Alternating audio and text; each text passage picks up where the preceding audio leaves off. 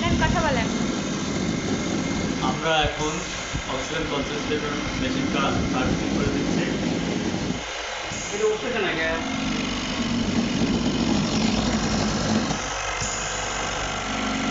এই যে আমাদের শহীদুল ভাই, হ্যাঁ।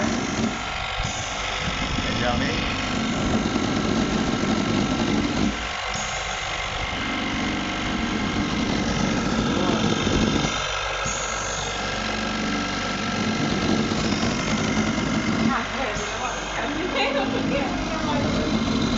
এই যে এখানে অক্সিজেনের লেভেল আছে।